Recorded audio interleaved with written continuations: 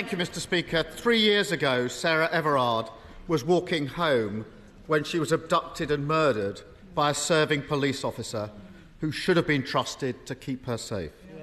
As a father, I can't imagine the pain her parents, her family and her friends are going through in this difficult anniversary week.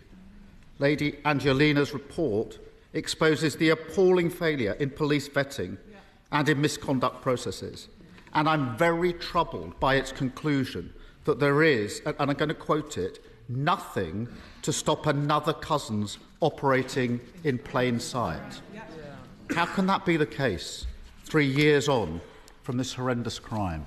Well, Mr. Speaker, can I firstly say that I'm sure all members of the House will have been thinking about Sarah Everard in recent weeks. It was, as the Honourable Gentleman said, an absolutely shocking case, and the abuse of power in particular was appalling. That's why we took action quickly, Mr. Speaker, to strengthen police vetting, strengthen the rules for rooting out officers who are not fit to serve, and conducted the largest ever screening of all serving officers and staff. We're now ensuring that any officer who has been charged for a crime will be suspended from duty automatically until their case is concluded, and we will thoroughly consider all of the report's recommendations and respond in full. The Prime Minister mentions vetting, and I just want to press on that because serious failures in police vetting were raised in independent reports as long ago as 2012, 2019, 2022 and 2023. And that's why Labour's been arguing for mandatory national vetting standards, which would stop anybody with a history of domestic abuse or sexual offending being allowed to join the police in the first place. Why are mandatory national vetting standards not already in place? Well, Mr. Speaker, it is vital for public confidence that those that are not fit to wear the badge are rooted out of the police and not able to join in the first place. That's why the College of Policing has updated its existing statutory code on vetting, and that happened quickly. And in addition, the Policing Inspectorate, Mr. Speaker, carried out a rapid inspection of all forces' progress against the previous findings. And in addition to that, an entire check against the National Police Database was carried out for all serving officers and staff. Mr. Speaker, I'm obviously very familiar with codes in criminal justice systems, but this is too serious for that. There's a world of difference between a code and binding mandatory standards, which don't have legal effect, and that should trouble members across the House. Cousins' history of sexual offending stretched back many years. On 4 occasions, despite allegations of indecent exposure, he wasn't sacked. We know indecent exposure is a gateway to more horrific crimes, as was tragically shown to be the case not only in Sarah Everard's case, but also Libby Squire. But it's not treated with the seriousness required. The Angelina report recommends reviewing all indecent exposure allegations against serving officers in order to identify, investigate and remove those officers from service. Now, given the obvious urgency of this recommendation, can the Prime Minister give a categorical assurance that it will be implemented immediately? Mr. Speaker, as the Home Secretary addressed this specifically when he made his statement, indecent exposure, just like any other kind of sexually motivated crime, is abhorrent. And we expect police chiefs to take it extremely seriously. We fully expect police chiefs to suspend an officer charged with any kind of sexually motivated crime. And it's worth pointing out, in addition to the new powers that the Home Secretary outlined about automatic suspension, Chief Constables already do have existing powers to suspend any officer in their force when allegations are made, and we fully expect them to use those powers. All right, today we're diving straight into the most explosive moment from the UK Parliament's Prime Minister's questions on March 6, 2024, the intense showdown between Keir Starmer and Prime Minister Rishi Sunak. Get ready, because this was full of sharp accusations, fiery rebuttals, and high political drama. Let's jump right in. Keir Starmer opens fire immediately, hammering the Prime Minister on the tragic murder of Sarah Everard and exposing police vetting failures. Starmer: Prime Minister, how many more women must be let down by your government's weak vetting standards before you take real action? This isn't just a failure, it's a scandal that puts lives at risk. Sunak tries to defend his record, but Starmer presses harder. Starmer, your so-called strengthened vetting and suspension procedures are clearly not enough. We need a mandatory national vetting standard, implemented yesterday, not vague promises. Starmer doesn't let up, shifting focus to the ongoing crisis of violence against women and girls. Starmer, you talk about progress, but conviction rates remain shockingly low. Women deserve specialist rape units in every police force, not empty rhetoric from Downing Street. It's all fine, is it? It's all okay? Well, I do think the recommendation I referred to should be implemented urgently, and I ask the Prime Minister to look again at that, because every day that goes past when it isn't implemented carries risk for victims in these cases.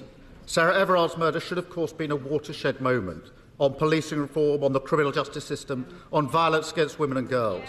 But the sad reality is that victims of rape who have the courage and bravery to come forward have just a 2.4% chance of their perpetrators being caught and charged within the year. How does the Prime Minister expect women to have confidence in the criminal justice system when almost all rapists don't see the inside of a courtroom?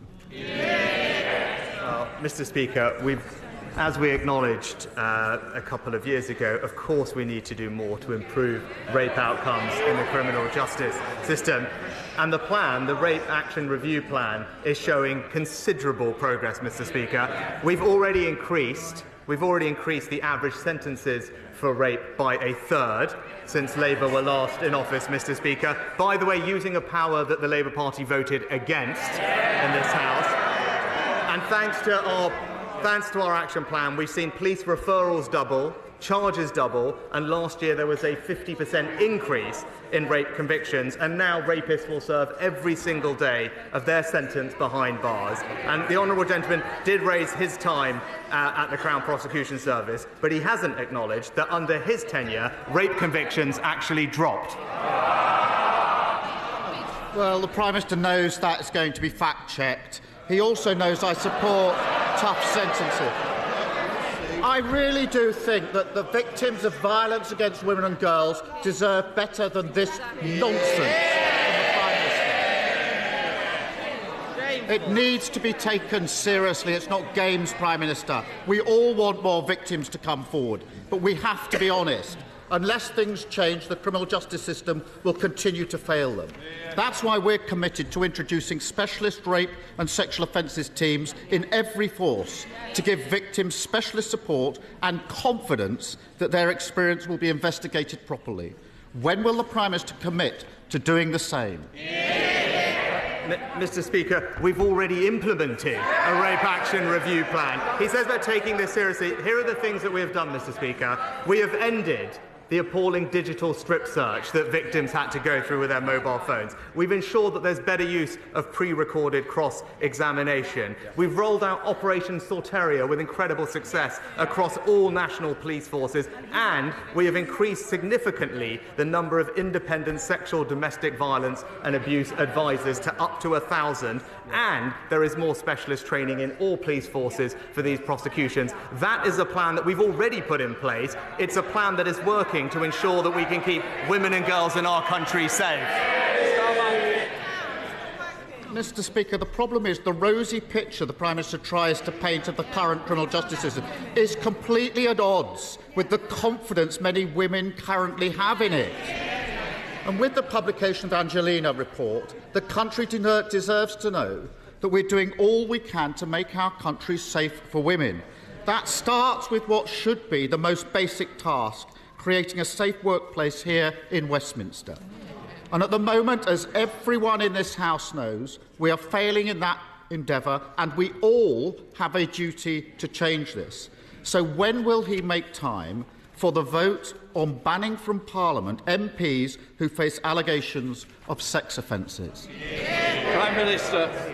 Mr. Speaker, it is absolutely right that we ensure our communities are safe for women and girls. That's why we passed the landmark Domestic Abuse Act. That's why we set up a new 24/7 victim support line. It's why we've quadrupled funding for victim support, and why we are investing in practical things like CCTV and better street lighting in safer communities up and down the country. Now, of course, There is always more we can do, but this government has a strong track record in ensuring that women across this country will feel safe.